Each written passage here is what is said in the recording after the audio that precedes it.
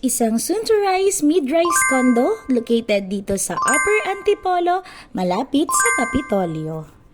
Tahimik ang paligid dahil nasa loob ito ng isang exclusive subdivision.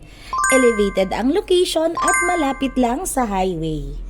Good morning, kabayan! Strawberry Sanay pang muli at nandito tayo ngayon para ipakita sa inyo ang isang condominium unit. Ito ay ang mid-rise condo. Welcome to Midori, the mid-rise condo na matatagpuan sa Antipolo. At isa sa pinagmamalaki ng property na to ay ang maluwag nitong espasyo at free use ng parking space. Bukod pa doon, fully finished na rin po ang ating property.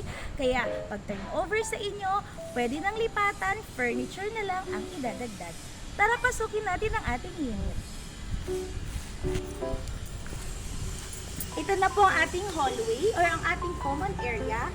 Ang property na to ang isa sa Midori type na uphill dahil nakaangat po ang property na to or ang ground floor nito mula sa ating roof.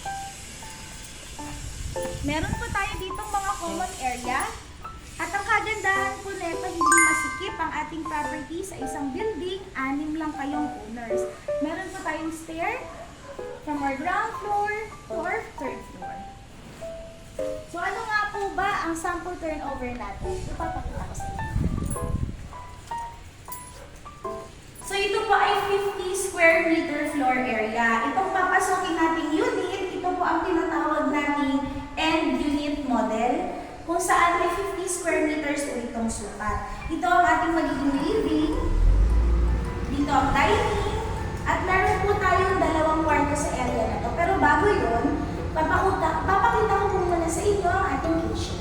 Ito po ang ating kitchen area. Meron ditong breaker at meron po tayo ditong modular cabinet at countertop.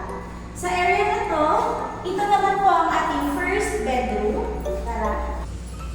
Ang ating first bedroom ay yung bedroom na nagme-measure ng 8.5 square meters at meron po itong windows. Kung kayo po ay end unit, meron kayong window sa area na to at sa naka-front naman sa inyong kwarto or sa room.